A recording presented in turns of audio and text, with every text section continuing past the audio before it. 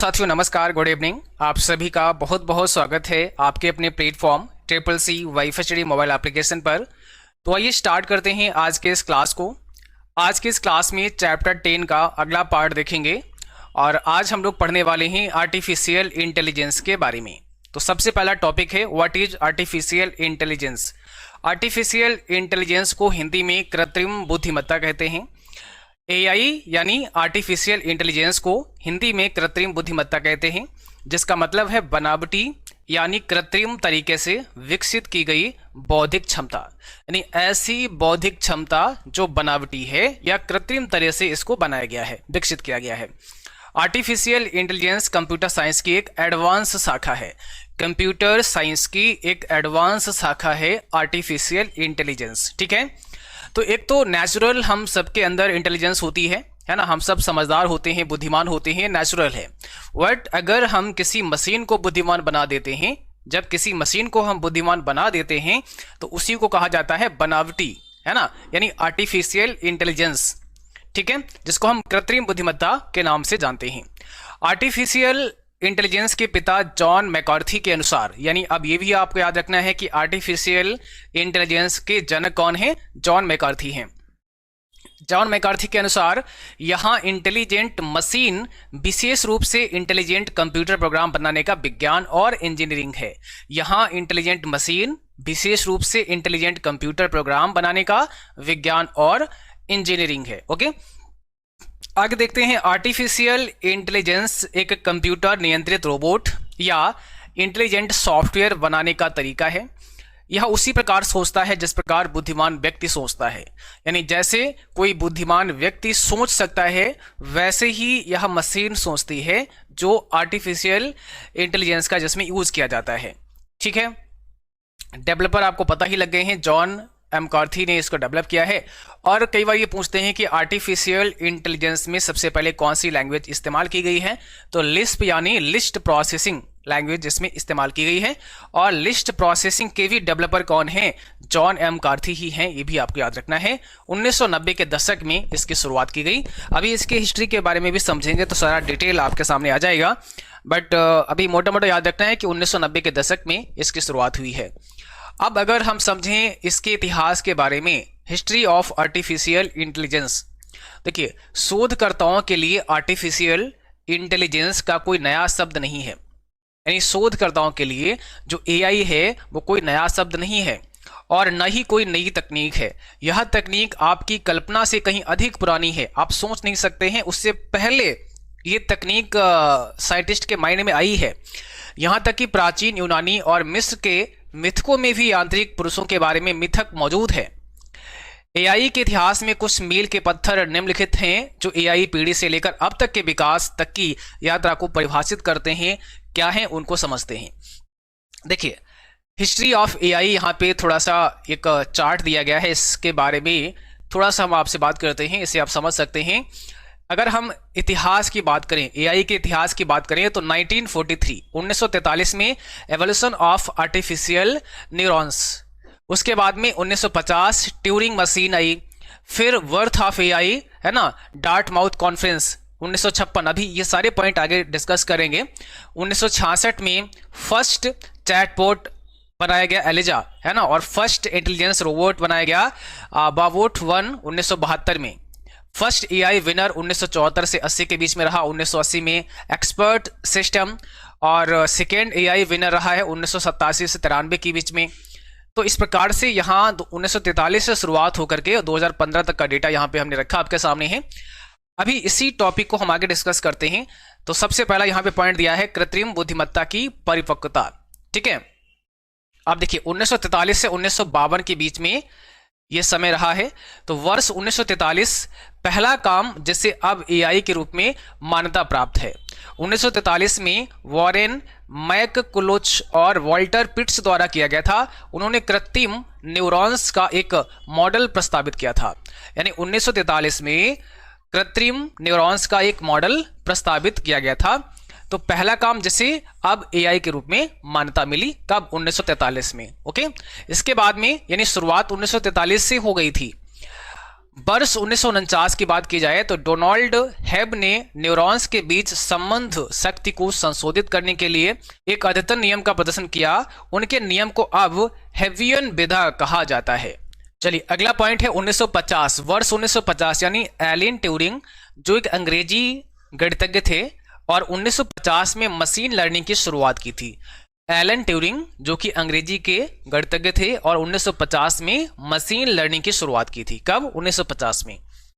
Alan Turing ने computing machinery and intelligence प्रकाशित किया, जिसमें उन्होंने एक परीक्षण का प्रस्ताव रखा। यानी एलन ट्यूरिंग ने कंप्यूटिंग मशीनरी एंड इंटेलिजेंस प्रकाशित किया और इसमें उन्होंने एक परीक्षण का प्रस्ताव रखा। परीक्षण किस बात का? परीक्षण मानव बुद्धि के बराबर बुद्धिमान व्यवहार प्रदर्शित करने की मशीन की क्षमता की जांच कर सकता था, जिसे ट्यूरिंग टेस्ट कहा जाता है। तो ट्यूरिंग टेस्ट याद रखना है, ये 1950 में जो एलन ट्यूरिंग थे, एक अंग्रेजी के गणितज्ञ थे, उन्होंने मशीन लर्निंग की शुरुआत की थी और उन्होंने कंप्यूटिंग मशीनरी एंड इंटेलिजेंस प्रकाशित किया, जिसमें उन्होंने एक परीक्षण का प्रस्ताव रखा। परीक्षण मानव बुद्धि के बराबर बुद्धिमान व्यवहार प्रदर्शित करने की मशीन की क्षमता की जांच कर सकता है, जिसे ट्यूरिंग टेस्ट कहा जाता है। अब बात करते हैं आर्टिफिशियल इंटेलिजेंस का जन्म कब हुआ, है ना? 1952 से 56 के बीच में। 1955 में एलन नेवेल और हवर्ट साइमन ने पहला कृत्रिम बुद्धिमत्ता कार्यक्रम बनाया, जिसे लॉजिक थियोरिस्ट नाम दिया गया। वर्ष 1955 में एलन नेवेल और हवर्ट साइमन ने पहला कृत्रिम बुद्धिमत्ता कार्यक्रम बनाया, जिसे लॉजिक थियोरिस्ट नाम दिया गया। ठीक है, तो लॉजिक थियोरिस्ट नाम आपको ध्यान रखना है। इस कार्यक्रम ने गणित के 52 प्रमेयों में से 38 को सिद्ध किया था और कुछ प्रमेयों के लिए नए और अधिक सुंदर प्रमाण खोजे थे। इसके बाद अगला जो पॉइंट रहा है 1956। आर्टिफिशियल इंटेलिजेंस शब्द को पहली बार अमेरिकी कंप्यूटर वैज्ञानिक जॉन मैकार्थी ने डॉर्टमाउथ सम्मेलन में अपनाया।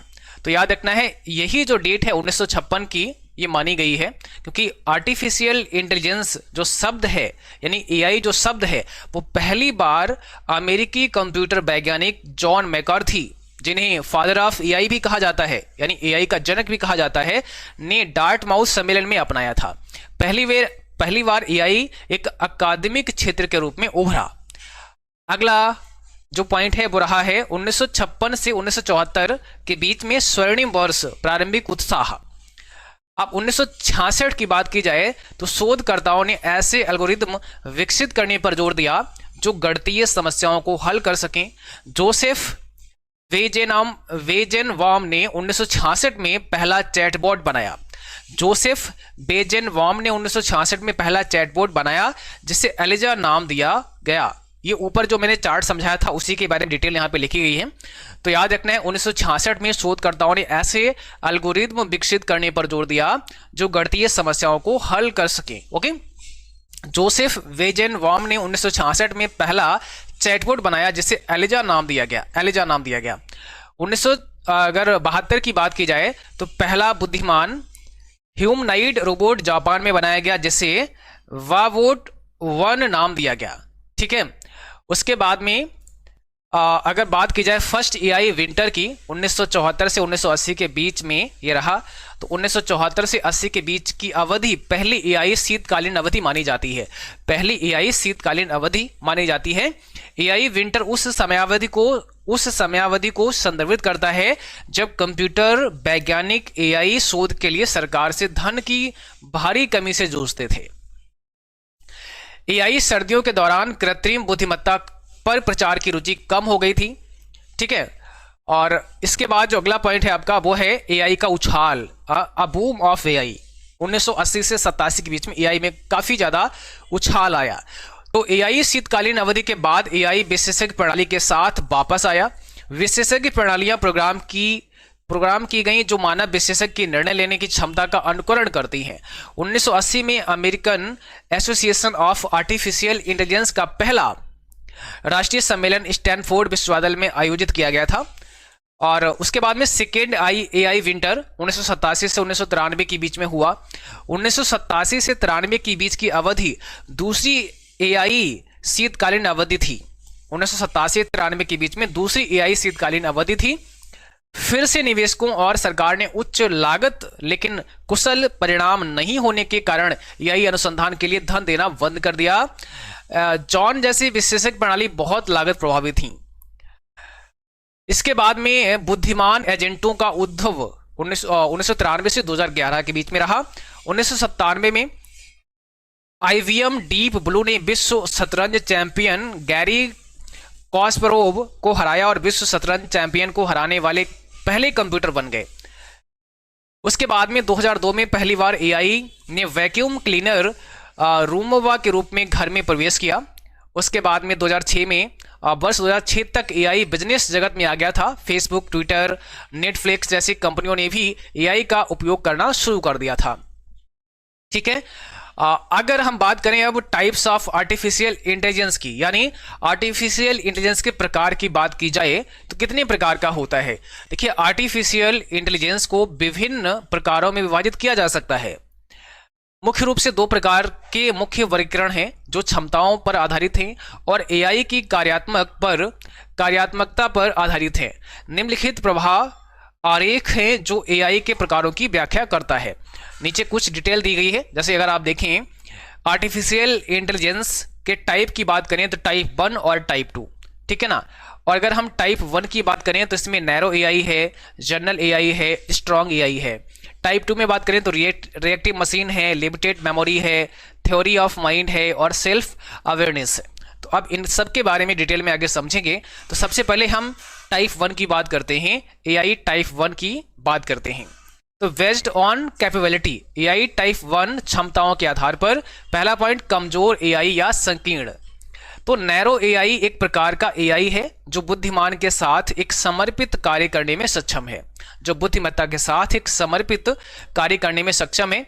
आर्टिफिशियल इंटेलिजेंस की दुनिया में सबसे आम और वर्तमान में उपलब्ध एआई नैरो एआई है, यानी एआई की दुनिया में सबसे आम, सबसे कॉमन और वर्तमान में उपलब्ध एआई नैरो एआई है। अगला पॉइंट है, नैरो एआई अपने क्षेत्र या सीमाओं से परे प्रदर्शन नहीं कर सकता क्योंकि इसे केवल एक विशिष्ट कार्य के लिए प्रशिक्षित किया जाता है। इसे किसी एक विशिष्ट कार्य के लिए ही ट्रेन किया जाता है, इसलिए इसे कमजोर एआई भी कहा जाता है या नैरो एआई के नाम से जानते हैं। यदि नैरो एआई अपनी सीमा से आगे चला जाता है तो अप्रत्याशित तरीकों से विफल हो सकता है।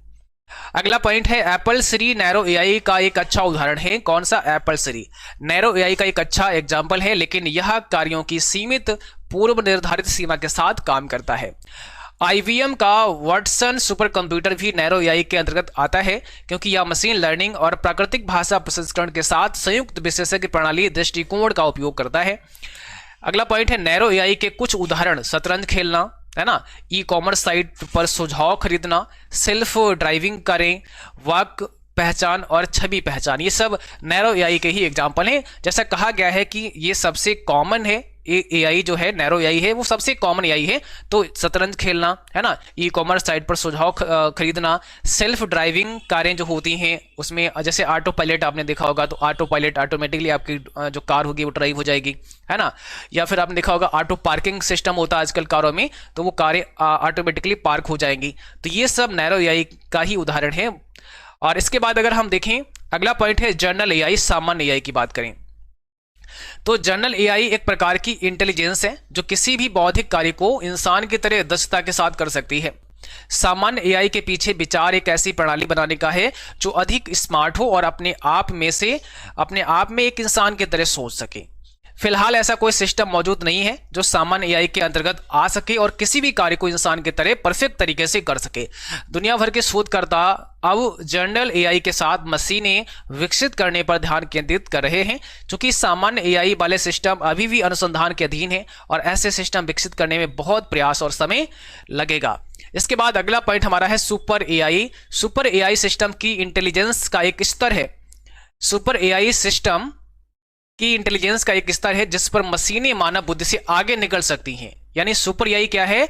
मशीनें जो है वो मानव बुद्धि से आगे निकल सकती हैं और संज्ञानात्मक गुणों के साथ किसी भी कार्य को मानव से बेहतर कर सकती हैं। यह सामान्य एआई का परिणाम है। ठीक है, मजबूत एआई की कुछ प्रमुख विशेषताओं में सोचने, तर्क करने, और पहले सुलझाने, निर्णय लेने, योजना बनाने, सीखने और अपने आप से संवाद करने की क्षमता शामिल है। इसके बाद अगला पॉइंट है सुपर एआई अभी भी आर्टिफिशियल इंटेलिजेंस की एक काल्पनिक अवधारणा है। मतलब अभी एक काल्पनिक अवधारणा है, अभी केवल सोच रहे हैं इसके बारे में, ऐसा नहीं कि आ गया है, अभी केवल सोचा जा रहा है इसके बारे में। वास्तव में ऐसी प्रणालियों का विकास अभी भी दुनिया बदलने वाला कार्य है। यानी अगर ऐसी प्रणालियां विकसित हो गई तो समझो दुनिया ही बदल जाएगी, ऐसा कुछ है ना। तो इसके बारे में भी प्लान है। तो यहां पे देखो नैरो एआई दिया गया है, तो ये क्या है, dedicated for one task. Narrow AI जो होता है वो एक कार्य के लिए डेडिकेटेड है, यानी नैरो एआई से एक कार्य करवा सकते हैं आप कोई भी। उसके बाद जनरल एआई है, परफॉर्म लाइक ह्यूमन। जो जनरल एआई होता है वो ह्यूमन की तरह, यानी जो आपका मानव है उसके तरह परफॉर्म कर सकता है। और सुपर एआई उसके बाद में इंटेलिजेंट देन ह्यूमन, यानी जो सुपर एआई होगा ये मानव से भी इंटेलिजेंट होगा। तो सबसे कॉमन एआई की बात की जाए जो आजकल प्रचलित है वो कौन सी है, नैरो एआई है ना। आजकल जो आर्टिफिशियल इंटेलिजेंस आपको मिलता है देखने को वो नैरो एआई है। उसके बाद में जनरल एआई है जो परफॉर्म करता है मानव की तरह, ठीक। और फिर अभी विचार हो रहा है सुपर एआई और सुपर एआई पर। जो सुपर एआई है वो आपका मानव से भी कहीं ज्यादा बुद्धिमान होगा। आर्टिफिशियल इंटेलिजेंस टाइप 2, टाइप 1 तो आपने समझ लिया। अब अगर टाइप 2 की बात की जाए तो कार्य क्षमता पर आधारित है। पहला पॉइंट है प्रतिक्रियाशील मशीनें, रिएक्टिव मशीन्स। अब देखिए विशुद्ध रूप से प्रतिक्रियाशील मशीनें आर्टिफिशियल इंटेलिजेंस का सबसे बुनियादी प्रकार है। ऐसे एआई सिस्टम भविष्य की गतिविधियों के लिए यादों या पिछले अनुभवों को संग्रहित नहीं करते हैं। ये मशीनें केवल वर्तमान परिदृश्यों पर ध्यान केंद्रित करती हैं और संभावित सर्वोत्तम कार्रवाई के अनुसार उस पर प्रतिक्रिया करती हैं। आईवीएम का deep blue system, deep blue system प्रतिक्रियाशील मशीनों का एक उदाहरण है। आईवीएम का डीप ब्लू सिस्टम प्रतिक्रियाशील मशीनों का एक उदाहरण है, डबल रिपीट हो गया है। और गूगल का अल्फागो भी प्रतिक्रियाशील मशीनों का एक एग्जाम्पल है, गूगल का अल्फागो। ओके, अगला पॉइंट है हमारा सीमित मेमोरी। तो सीमित मेमोरी मशीनें पिछले अनुभवों या कुछ डेटा को थोड़े समय के लिए संग्रहित कर सकती हैं। यानी सीमित मेमोरी मशीनें क्या करती हैं, पिछले अनुभवों या कुछ डेटा को थोड़े समय के लिए स्टोर कर सकती हैं, संग्रहित कर सकती हैं। ये मशीनें संग्रहित डेटा का उपयोग सीमित समय अवधि के लिए ही कर सकती हैं, है ना। इसके बाद सेल्फ ड्राइविंग कारें लिमिटेड मेमोरी सिस्टम का सबसे अच्छा उदाहरण है। सेल्फ ड्राइविंग कारें लिमिटेड मेमोरी सिस्टम का सबसे अच्छा एग्जांपल हैं। ये कारें पास की कारों की हाल की गति, अन्य कारों की दूरी, गति सीमा और सड़क पर नेविगेट करने के लिए अन्य जानकारी संग्रहित कर सकती हैं। यानी कैसे उनको चलना है, पास में कौन सी कार है, ये सब चीजें आइडिया लगा लेती हैं जो सेल्फ ड्राइविंग कारें होती हैं। इसको ऑटो पायलट आप कह सकते हैं, ठीक है। इसके बाद अगला पॉइंट है मन का सिद्धांत, थ्योरी ऑफ माइंड। तो माइंड एआई के सिद्धांत को मानवीय भावनाओं, लोगों, विश्वासों को समझना चाहिए और इंसानों की तरह सामाजिक रूप से बातचीत करने में सक्षम होना चाहिए। इसके बाद इस प्रकार की एआई मशीनें अभी भी विकसित नहीं हुई हैं, लेकिन शोधकर्ता ऐसी एआई मशीनें विकसित करने के लिए बहुत प्रयास और सुधार कर रहे हैं। इसके बाद में आत्म जागरूकता, पॉइंट नंबर 4 है आपका सेल्फ अवेयरनेस। आत्म जागरूकता एआई आर्टिफिशियल इंटेलिजेंस का भविष्य है। ये मशीनें अति बुद्धिमान होंगी और उनकी अपनी चेतना, भावनाएं और आत्म जागरूकता होगी। ये मशीनें इंसान के दिमाग से भी ज्यादा स्मार्ट होंगी। स्व जागरूकता एआई अभी भी वास्तविकता में मौजूद नहीं है और यह एक काल्पनिक अवधारणा है। अब अगर बात की जाए फ्यूचर ऑफ आर्टिफिशियल इंटेलिजेंस यानी कृत्रिम बुद्धिमत्ता का भविष्य की बात की जाए तो लगभग हर क्षेत्र में कृत्रिम बुद्धिमत्ता इस बात को प्रभावित कर रही है कि भविष्य में लोग कैसा व्यवहार करेंगे। यह पहले से ही बड़े डेटा, रोबोटिक्स, साथ ही इंटरनेट ऑफ थिंग्स जैसी प्रौद्योगिकियों को विकसित करने के पीछे प्राथमिक शक्ति के रूप में कार्य करता है और यह निकट भविष्य में भी ऐसा करना जारी रखेगा, ठीक है। अगला पॉइंट है स्टायरोफोम कंटेनर डिवाइस विभिन्न सुरक्षा घटकों का पता लगाने और वर्गीकृत करने के लिए मशीन लर्निंग और कंप्यूटर विजन का उपयोग करता है। यह सब कुछ नहीं देख सकता लेकिन किसी तरह यह बहुत कुछ देख सकता है, जैसे कि गाड़ी चलाते समय उसके ड्राइवर किस दिशा में देख रहे हैं, वह कितनी तेजी से जा रहा है, वह कहाँ जाएगा, उसके आसपास लोग कहाँ हैं, और अन्य फोर्कलिफ्ट ड्राइवर अपने ट्रकों को कैसे नियंत्रित कर रहे हैं, है ना। IFM की तकनीक वेयर हाउसिंग पर्यवेक्षकों को मोबाइल टेलीफोन के उपयोग जैसे सुरक्षा उल्लंघनों के प्रति तुरंत सचेत करती है ताकि वे उचित कार्रवाई कर सकें। इसका प्रमुख उद्देश्य मृत्यु दर को कम करना और उत्पादकता को बढ़ावा देना है। ग्योंग्योसी का दावा है कि शायद यह जागरूकता की IFM की एक और निगरानी प्रणाली मौजूद है का बड़ा प्रभाव पड़ा है। तो आज की क्लास में बस इतना ही। उम्मीद करता हूं क्लास आपको समझ आई होगी, और अभी एक क्लास और रहेगा चैप्टर नंबर 10 का। उसके बाद में आपका ये पूरा चैप्टर समाप्त हो जाएगा। अब आपका जो चैप्टर नंबर 10 है वो कंप्लीट हो जाएगा। तो एक छोटा सा क्लास और आने वाला है, बहुत बड़ा क्लास नहीं होगा, छोटा सा क्लास होगा। कुछ टॉपिक उसमें और हमने रखे हैं, शामिल किए हैं, जिनको हम अगली क्लास में डिस्कस करेंगे, है ना। क्योंकि ये नया चैप्टर था, चैप्टर नंबर 10 आपका, तो इसको रिसर्च किया, इस पर काम किया, इसका कंटेंट तैयार करने में थोड़ा सा समय लगा। हालांकि अब ये आपका पूरा कोर्स कंप्लीट है, और आप सभी के लिए अभी कुछ समय के बाद में इसका PDF भी आ जाएगा। उस PDF को भी अच्छे से आप तैयार कर सकते हैं, ठीक है। तो कल अगला क्लास इसका आ जाएगा, उसके बाद आपका ये पूरा कोर्स कंप्लीट हो जाएगा। आज के लिए बस इतना ही, मिलते हैं फिर अगली क्लास में। तब तक के लिए थैंक यू, बाय बाय।